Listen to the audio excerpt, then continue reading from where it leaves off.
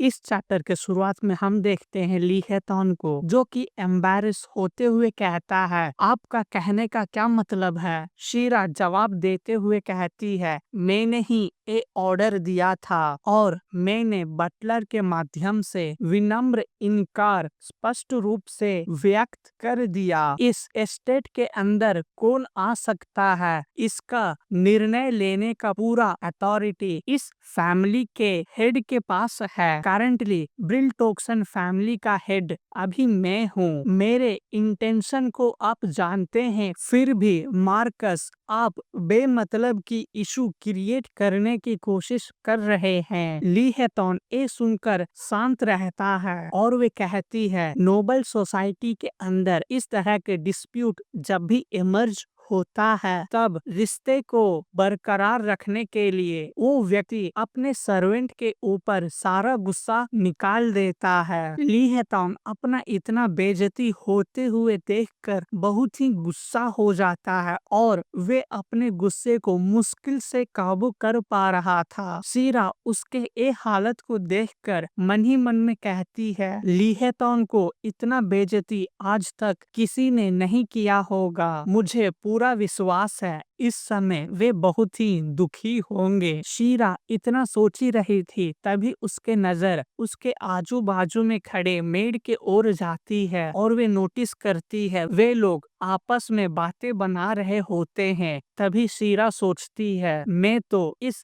घमंडी ली हेतौन को गुरूर मिट्टी में मिला देना चाहती थी, लेकिन क्योंकि अभी यहाँ कई सारे लोग हैं, मैं ऐसा नहीं कर सकती। और तो मेरे पेरेंट्स कल आने वाले हैं, मैं नहीं चाहती उनको इस तरह की कोई बुरी खबर मिले। और वे खुद से कहती है, अब मुझे इस मामले को निपटाना होगा। फिर वे ली हेतौन की ओर देखती है और वे कहती है, ऐसा लगता है हम दोनों का डिफरेंट सर्कमस्टेंस इस कॉन्वर्सेशन को बहुत ही क्रिटिकल मोड पर ला छोड़ा है। और वे अपने सर को झुकाकर पोलाइटली कहती है, मैं व्लाडिया फैमिली के हेड से प्रार्थना करती हूँ, मेरे रूडनेस को नजरअंदाज कर मुझे माफ कर दें। ली हेतौन ये सुनकर चौंक जाता है और कहता है, क्या? तभी वो भी कहता है, क्यों नहीं, इस तरह की चीजें तो जिंदगी में होते रहते हैं। और ली हेतौन कहता है, मुझे भी माफ कर दें, मैंने भी आपसे कठोर शब्दों से बात किया था। शीरा मुस्कुराते हुए कहती है, मुझे बहुत ही खुशी हुई आपने मुझे समझा। और वे कहती है, प्लीज मेरे साथ चले, मैं आपको ऑफिस की तरफ गाइड करती हूँ। इतना कहकर वे दोनों वहाँ से चले जाते हैं।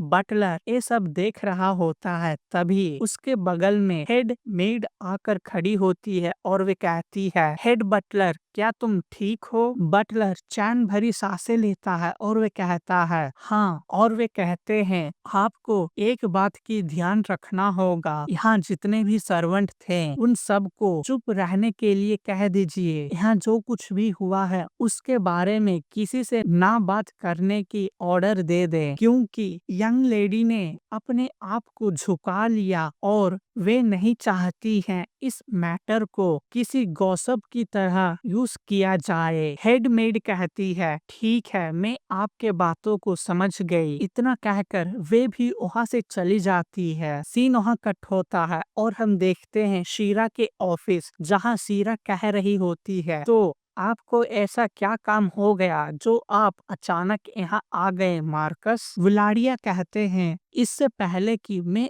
आपके सवाल का जवाब दूं, आप क्यों ना पीने के लिए कुछ लेकर आए? यहाँ का कमरा बहुत ही गर्म है और तो मैं उस कैरेज में लंबे समय तक रहकर आया हूँ। शीरा उसकी ओर देखती है और वे अपने मन ही मन में कहती है, एक बॉर्न नोबल से तो ऐसा ही एक्सेप्ट की जा सकती है। और वे उसकी ओर देखते हुए कहती है, ली हेतौन के रहने का ढंग, उसके बोलने के अंदाज बिल्कुल एक नोबल की रेपुटेशन का मान रखता है और वे अपने इस स्किल को यूज कर सामने वाले से अपना बात भी मनवा लेता है। तभी वे घबरा जाती है और अपने आप को संभालते हुए कहती है, इसके बारे में मैं जितना सोचती हूँ ऐसा लगता है मानो ये मेरे पास्ट लाइफ की तरह फिर से मुझे कंट्रोल करने की कोशिश कर रहा हो। इतना सोचते ही शीरा अपने घबराहट को काबू करते हुए कहती है, मुझे माफ कर दे, जितना भी पीने का पानी था वे सारा पानी खर्च हो गया आज सुबह ही, इसीलिए मुझे ऐसा लग रहा है फिलहाल के लिए तो आपका रिक्वेस्ट फुलफिल नहीं किया जा सकता है। और वे कहती है, मैं किसी को भेजती हूँ पानी लाने के लिए, तब तक क्यों ना आप सीधा मुद्दे पर आ जाएं। ली हेतौन ये सुनकर बहुत ही नाराज हो जाता है और वे कहता है, ऐसा क्या? और वे कहता है, ऐसा तो कुछ खास नहीं था, लेकिन मुझे अचानक एक बात याद आ गई, उस प्रॉमिस के बारे में। शीरा कहती है, प्रॉमिस?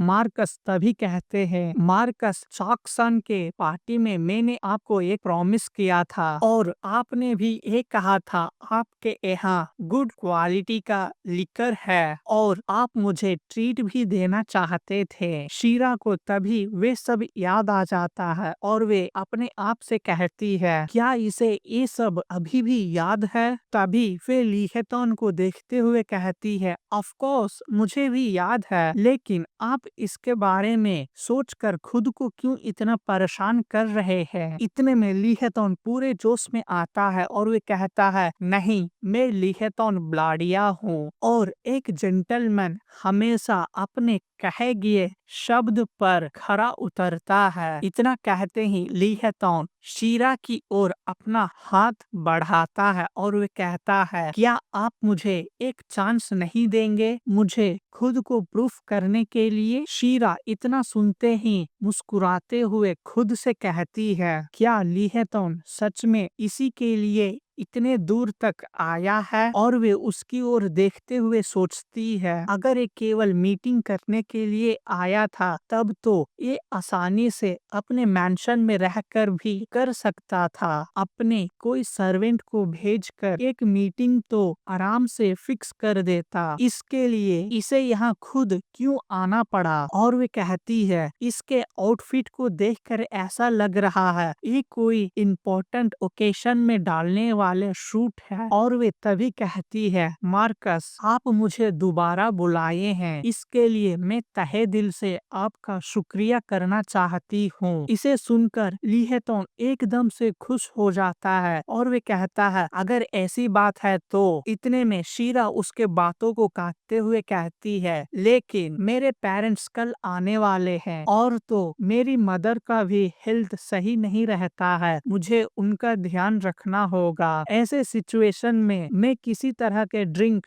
अफोर्ड नहीं कर सकती, आप मेरे लिए इतना सोचें, ये इतना ही काफी है। मैं स्वीकार कर लूंगी आपने अपना कर्तव्य को पालन कर लिया है। ली हेतौन ये सुनकर एकदम से अचंभा हो जाता है। इतने में शीरा कहती है, मैं एक बार फिर से आपको धन्यवाद कहती हूँ। इतने में ली हेतौन शीरा के हाथ पकड़ लेता है और वे कहता है, मिस शीरा अगर ऐसी बात है तो मैं इसके लिए 1-2 मंथ और भी वेट कर सकता हूँ, ये कोई जरूरी नहीं है ये मीटिंग आज ही हो। इतना कहते कहते वे एकदम से शीरा के नजदीक आ जाता है और वे कहता है, आप मुझे सच में नहीं समझ पा रही हैं, मैं अपने प्रॉमिस को लेकर बहुत ही डिटरमाइंड हूँ। शीरा को ऐसे इमोशनल ब्लैकमेल कर कर ली हेतौन सोच रहा था, अब तो ये फंस गई। इतने में शीरा अपने सर को नीचे झुकाकर कुछ सोच रही थी। ली हेतौन उसे देखकर खुद से कहता है, इससे कोई फर्क नहीं पड़ता, रिप्लेटन से एक कितना ही क्यों न चिपकी रहे और उसे पाने के लिए एक कितना ही कोशिश क्यों न कर ले। जब बात किसी लड़की के दिल के बारे में होती है तब मैं इसे बहुत ही अच्छे से समझ पाता हूँ। और वे शीरा की ओर देखते हुए सोचता है, ये तो केवल एक काउंट की लड़की है, ये मेरा विरोध नहीं कर सकती। इतना सोचते ही ली हेतोन फिर से शीरा के नजदीक आ जाता है और वे कहता है, मिस शीरा। तभी शीरा कहती है, आई एम सॉरी मार्कस। इतना कहते ही वे गुस्से से उसकी ओर देखती है और वे कहती है, आप काफी करीब आकर खड़े हैं, और उसे दूर ठेलती है। ली हेतोन ये सब देखकर कहता है, क्या? तभी शीरा कहती है, आप जो कहना चाह रहे हैं वो मैं समझ रही हूँ, लेकिन मेरे पास इसके लिए कोई वक्त नहीं है। मैं फिलहाल के लिए तो बहुत ही बिजी हूँ। और वे कहती है, मुझे विश्वास है आप जैसे नोबल मार्कस मेरे सिचुएशन को समझ सकते हैं। ली हेतोन ये सुनकर बहुत ही गुस्सा हो जाता है और वे कहता है, क्या तुम्हें सच में पता है तुमने किस तरह की प्रपोजल अभी रिजेक्ट किया है? और वे कहता है, मिस शीरा आप दोबारा क्यों नहीं सोचते हैं? शीरा उसकी ओर देखती है और वे कहती है, मार्कस सच में मुझे आपके प्रति किसी तरह की पर्सनल फीलिंग नहीं है। मार्कस ये सुनकर शीरा को गुस्से से देख रहा होता है। शीरा वहां से जाने लगती है। जाते जाते शीरा सोच रही थी, घमंडी ली हेतोन ब्लाडिया, क्या तुमने सब लड़की को एक तरह ही समझा है? क्या तुमने ये सोचा सब लड़की तुम्हारे इस चिकनी चुकड़ी बातें में गिर जाएगी? मुझे उम्मीद है रिजेक्शन के बारे में तो तुम्हारा प्लान में था ही नहीं। और वे वहां से जा रही थी। ली हेतोन उसे जाते हुए केवल खड़ा होकर देख रहा था। शीरा आगे सोच रही थी, इस तरह की रिजेक्शन तो तुम्हें कभी भी वेलिटा से भी नहीं मिला होगा। हालांकि ये इतना बुरा भी नहीं था। इतने में वे रिपीटर को बुलाती है और कहती है, प्लीज आप मार्कस को मेन गेट की तरफ गाइड करें। इतना कहकर शीरा जैसे ही उस दरवाजे को खोलने वाली थी, ली हेतोन कहता है, लेडी ब्रिल्टोक्सन। इतना कहते ही उसकी ओर वे झपटता है। शीरा ली हेतोन को अचानक उसके पीछे पाकर डर जाती है और उसका पैर लड़खड़ाने लगता है। इसी बीच उसके पीछे एक व्यक्ति आकर खड़ा हो जाता है। शीरा उसके ऊपर जाकर गिर जाती है। वो व्यक्ति कहता है, आखिर यहाँ हो क्या रहा है? शीरा उसकी ओर हैरानी से देखती है। और इसी के साथ ये चैप्टर खत्म होता है। मिलते हैं अगले चैप्टर में।